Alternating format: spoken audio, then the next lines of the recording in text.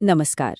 आज हम बात करेंगे नर्सिंग रिसर्च के एक बहुत ही फंडामेंटल टूल के बारे में, जिसे कहते हैं ऑब्जर्वेशन या अवलोकन। चलिए एक बहुत ही दिलचस्प सवाल से शुरुआत करते हैं। आखिर कोई ये कैसे जाने कि लोग जो कहते हैं वैसा ही करते भी हैं या नहीं? इसी सवाल का जवाब हमें बताता है कि डायरेक्ट ऑब्जर्वेशन इतना पावरफुल क्यों है। इसका जवाब है ऑब्जर्वेशन। लेकिन रिसर्च की दुनिया में इसका मतलब सिर्फ किसी को यूं ही देखना नहीं है। ये एक प्रॉपर सिस्टमैटिक तरीका है। तो आज हम इस जरूरी रिसर्च मेथड को समझने के लिए इन कुछ पॉइंट्स पर बात करेंगे। चलिए एक एक करके इन्हें समझते हैं। तो सबसे पहले ये समझते हैं कि हम जो रोजमर्रा की जिंदगी में देखते हैं और एक साइंटिफिक ऑब्जर्वेशन में आखिर फर्क क्या है। देखिए, कोई भी ऑब्जर्वेशन एक साइंटिफिक टूल तभी बनता है जब उसका एक खास मकसद हो, उसे ठीक से प्लान और रिकॉर्ड किया जाए, उसकी वैलिडिटी और रिलायबिलिटी को परखा जाए और वो इस बात पर निर्भर न करे कि सामने वाला हिस्सा लेना चाहता है या नहीं। अच्छा, ऑब्जर्वेशन को समझने का सबसे पहला तरीका है उसकी बनावट या स्ट्रक्चर के आधार पर, मतलब कितनी प्लानिंग की गई है।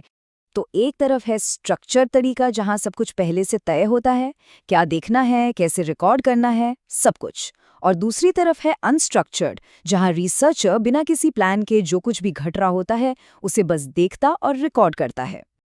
अब मजे की बात यह है कि इन दोनों ही तरीकों के अपने अपने फायदे और नुकसान हैं। जहां स्ट्रक्चर्ड ऑब्जर्वेशन से हमें भरोसेमंद डेटा मिलता है, वहीं अनस्ट्रक्चर्ड से हमें कई बार ऐसी बातें पता चल जाती हैं जिनकी हमने उम्मीद भी नहीं की होती। इसे नर्सिंग के उदाहरण से समझते हैं। नर्सें हाथ धोने के नियमों का पालन कर रही हैं या नहीं, ये चेक करना एक स्ट्रक्चर्ड ऑब्जर्वेशन है। वहीं दूसरी ओर अस्पताल के वेटिंग रूम में मरीज और उनके परिवार वाले कैसे बात करते हैं, ये देखना एक अनस्ट्रक्चर्ड ऑब्जर्वेशन है। चलिए अब आगे बढ़ते हैं और देखते हैं कि जब रिसर्चर खुद उस माहौल का हिस्सा बन जाता है तो क्या होता है। तो यहाँ दो बातें हैं। एक, रिसर्चर ग्रुप का हिस्सा बन जाए और सबको पता हो कि वो ऑब्जर्वेशन कर रहा है, इसे पार्टिसिपेंट ऑब्जर्वेशन कहते हैं। और दूसरा, रिसर्चर दूर से बिना किसी को बताए लोगों को ऑब्जर्व करे, ये है नॉन पार्टिसिपेंट ऑब्जर्वेशन। लेकिन इसमें एक बहुत बड़ी चुनौती है। जब लोगों को पता चलता है कि उन्हें देखा जा रहा है तो उनका व्यवहार बदल जाता है, और इस असर का एक खास नाम भी है। इसे कहते हैं हॉथॉर्न इफेक्ट। ये एक बहुत ज़रूरी बात है, क्योंकि अगर लोगों के बर्ताव में ही बदलाव आ गया तो फिर रिसर्च से मिले डेटा की सच्चाई पर सवाल उठ सकता है।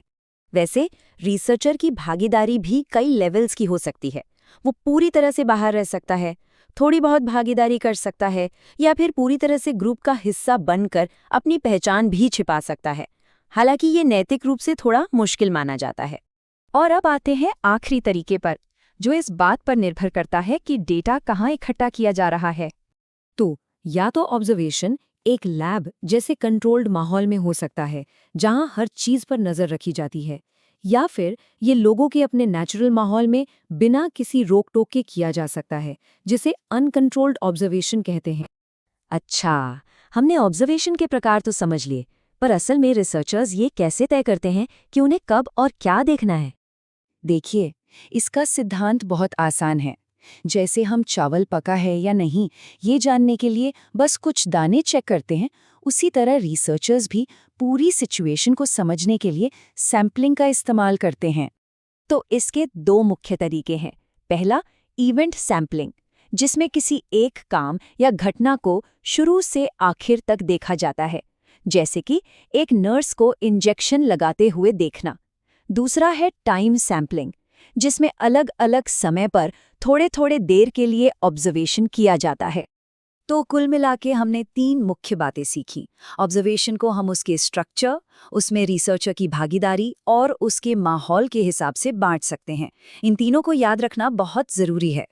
और आखिर में एक सवाल जो हमें सोचने पर मजबूर करता है। जब हम इंसानी व्यवहार को स्टडी कर रहे होते हैं, तो क्या एक रिसर्चर कभी सच में अदृश्य होकर बिना कोई असर डाले सच्चाई देख सकता है? इस पर सोचिएगा ज़रूर।